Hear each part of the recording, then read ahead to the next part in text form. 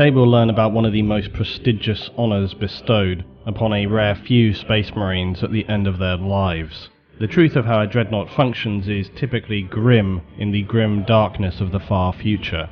Those Astartes who fought with glory above all else, honoured veterans, could find themselves entombed to serve their chapter, from there on becoming a devastatingly powerful war machine on the harrowing warscapes in the dark reality of the far future. A dreadnought is a terrifying, walking heavy tank, a cybernetically enhanced killing machine of earth-shaking power and strength. Its main role is as a heavy support platform for infantry, and its most commonly deployed pattern is the Castroferum Mark IV and V type. These types were chosen because they use an adaptable thermic reactor, which is more well understood than those of older pattern dreadnoughts. The Castroferum was introduced for its ability to carry out a wide range of tactical roles, including direct assaults, boarding, tunnel and subterranean combat. It was once said that during the unification wars on Earth, prototype dreadnoughts could be piloted by ordinary crippled in-battle human warrior pilots, but now with the developed and far more powerful dreadnoughts, these war tombs are reserved only for the Astartes of the Emperor. Dreadnoughts are pure walking machines of fear. Their dominating size and weaponry enables them to be equipped with powerful, heavy and close-quarter weapons. If an especially strong veteran Space Marine is mortally wounded on the battlefield, crippled by some extreme blow or devastating impact that literally breaks their body and smashes them to pieces, if still alive and having a spark of life, if neurally intact, instead of being mercifully killed by a brother Astartes, they will be repaired as best as possible and then entombed within the sarcophagus of a dreadnought war machine. Their brain will be neurally linked straight into the cybernetic components and mechanisms of the dreadnought, and from there on be able to use their war machine as if it were their own body, not entirely dissimilar to how power and Terminator armor functions, by being connected through ports in the body to extend the movement of a Space Marine. The broken remains of the Marine will be housed within the thick ceramite shell of the dreadnought, protected from the harsh battle environment outside. The now very weak and ruined physical organs of the body will be kept suspended in amniotic fluids, still necessary to maintain the neural part of the Marine, who will now survive using mechanically enhanced senses to perceive the world around him. This is not a Space Marine's death, it is their glorious rebirth. The stasis vault or crypt within an Astartes fortress monastery that will house the dreadnoughts of that chapter is more than just a place to store them until needed. It is a pure holy shrine. Astartes tech marines will tend to the dreadnoughts with the utmost care and diligence, and also in true Imperium fashion be sure to apply sacred oils and chants to preserve their spirits. No doubt there's some incense going on there as well. All of this honours the broken but revered heroes of the chapter who embody everything their chapter is and who are ready at any time to serve their brother Astartes and the Emperor. For once interred into the sarcophagus of a dreadnought, these Marines will not leave it until their extended existence is damaged beyond hope of survival. In one way, they are imprisoned to serve the Emperor well past their mortal lives, to throw themselves with no fear into battle and bring devastating vengeance upon the enemies of humanity. But truly this is no prison sentence. It is a glorious honour to continue the spirit of all Space Marines leading a life of endless battle until they are finally, eventually destroyed. If anything, a dreadnought is the sheer embodiment of all that the Astartes strive for in their lives, to continue fighting for the Imperium and the Emperor, no matter the injury or the obstacle, to absolutely fight on and not stop until they are finally dead. These machines of war are, like most things deployed by the Imperium, immensely powerful in both defense and attack capability. Their armored shells are thick ceramite and adamantium. Ceramite, being a non-conductive ceramic material, is very effective at protecting versus heat and energy-based weapons. Adamantium is one of the strongest materials used by the Imperium of Man and is the same material used in the Eternity Gate, the gates that protect the Emperor sitting on his golden throne in the Imperial Palace on Terra. These separate elements and limbs of a dreadnought are all connected via durable and well-protected heavy bundles of electrofiber and magna coils. Tech Marines will equip a dreadnought with whatever weapons and tools are necessary to suit the specific combat mission they're assigned to, and these are all fairly typical for Astartes usage, but the heavy weapons are often twin-linked variants, as you might see mounted on Imperial tanks.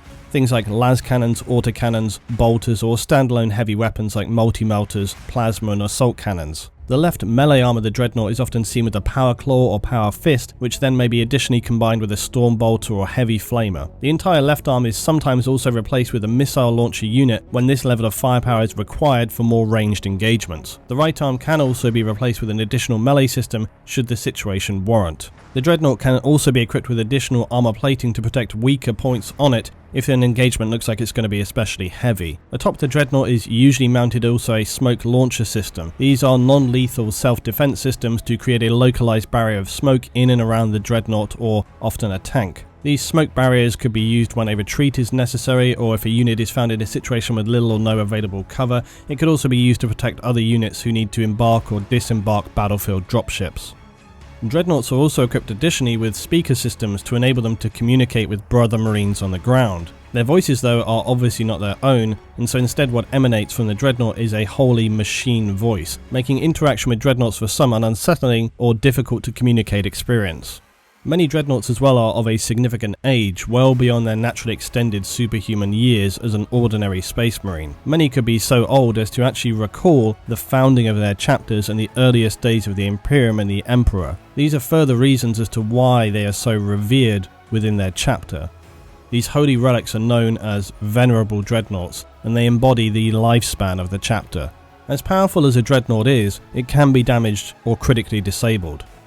This though is simply the machine element. So long as the armoured sarcophagus tomb containing the pilot is intact, then it can be recovered and hopefully repaired. If a Dreadnought is though ever critically disabled, destroyed or broken in battle, as with many powerful relics of the Imperium, Space Marines will fight with bitter and fanatical fury to recover not just the machine itself, but also its occupant, so that they can then be returned to the chapter's mausoleum for his well-deserved resting place and eternal glory for mankind. As with many things in the Imperium, the ancient nature of Dreadnoughts means the knowledge to construct them has been almost, if not already, lost. This scarcity of knowledge means only a very few, if any, specialists would dare to attempt construction of new Dreadnoughts. Venerable Dreadnoughts are sometimes referred to also as Ancients or Old Ones, and those like Bjorn the Fell-Handed of Space Wolves or Guldur of the Salamanders will remember many thousands of years of combat experience. These older pattern Dreadnoughts often feature more unstable though and less combat effective weaponry in the comparative modern ages.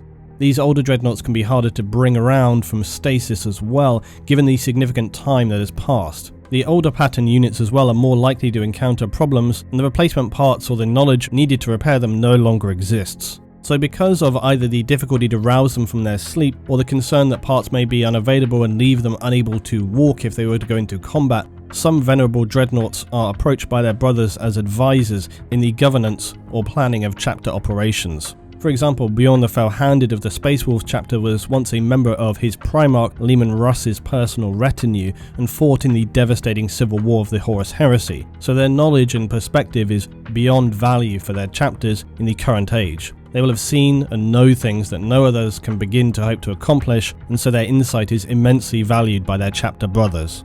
There are very few patterns of Dreadnought that exist beyond the standard Castroferrum during the 41st or 42nd millennium. The ancient relic Contemptor pattern Dreadnoughts are rare, and many others such as the Leviathan Dreadnoughts even rarer.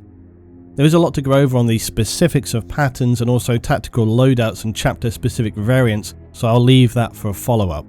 One worth mentioning though are Proto-Dreadnoughts. This is not actually a specific pattern or variant of Dreadnought, it's often more of a catch-all term for pre-Imperium Dreadnoughts, likely dating back right through to the Dark Age of technology. It's easy to understand why in this time Dreadnoughts would have been conceived, even if it wasn't termed a Dreadnought at the time, especially if, say for example, on a colony world a critical member of that colony suffered a life-threatening injury that simply for whatever reason could not be healed. The colony STC would have come up with a solution to preserve that person's life, and whilst it might not have been something that was visualized as a Dreadnought today, it could have been the foundation for it. Situations like this could well be the origin of Dreadnoughts, or perhaps they were originally some sort of labor-saving machine to assist colonists carry out tasks or an adaptation of an AI system. Who can say? We are unlikely to ever know, unless the holy grail quest of the Imperium were ever found, that of a working intact STC archive, and the chances of that are very rare indeed. Early proto-dreadnoughts though were known to be capable of being piloted, as I stated earlier, by unenhanced humans. And because of the power and general survivability, it's understood that many of these proto-dreadnoughts would survive through the Age of Strife and Unification Wars, to then be brought together under the banner of the Emperor. They would then be later combined with the superhuman advancements of the new Astartes to create the advanced war machine dreadnoughts used through the Crusade and Heresy period on into the modern age. Dreadnoughts are utterly terrifying figures of power on any battlefield, taking thunderous strides across wastelands as incoming fire spatters off their heavily armoured adamantium and ceramite shells, fighting forward with ferocious tenacity using their vast wealth of accumulated tactical and combat experience. They are far more than just a heavy weapons platform. They are supremely experienced warriors and well noted as being difficult to slay by enemies of the Imperium. In almost all cases of full destruction, where the sarcophagus tomb at the centre of the dreadnought is destroyed, killing the pilot is only what will be enough to truly put a dreadnought out of action. And even then, if possible, where the Astartes can recover the dreadnought shell, it will be repaired with care and devotion by tech marines to await the next hero of the chapter to be interred within its tomb sarcophagus. Dreadnoughts for the Imperium of Man, and especially the Astartes, hold great value and importance. They are undoubtedly powerful machines of war, but perhaps more importantly, they are literal links to the past. Their knowledge, wisdom and insight can in many ways be seen as even more valuable than their fighting prowess and the heavy weapons they wield. After all, what Space Marine worth his salt would not want to fight alongside an ancient warrior who may have fought alongside the Emperor himself at one time? Dreadnoughts are holy relics of a chapter, the Imperium's technology, personal wisdom and presence of mind. All are devoted, veteran warriors of the Emperor who will fight any battle at any time and any place. They are the keepers of traditions and the custodians of knowledge, whose advice may be sought by brother Marines and even chapter masters alike. But in times of war, they'll be called upon in the most dangerous and severe deployments. Awakening a dreadnought to serve his chapter is no thing to be taken lightly, for they are death incarnate, and the enemies of mankind will tremble at the sight of these ancient heroes bringing glory to their chapter and vengeance upon the Xenos who must be purged and exterminated in the name of the Emperor of Man.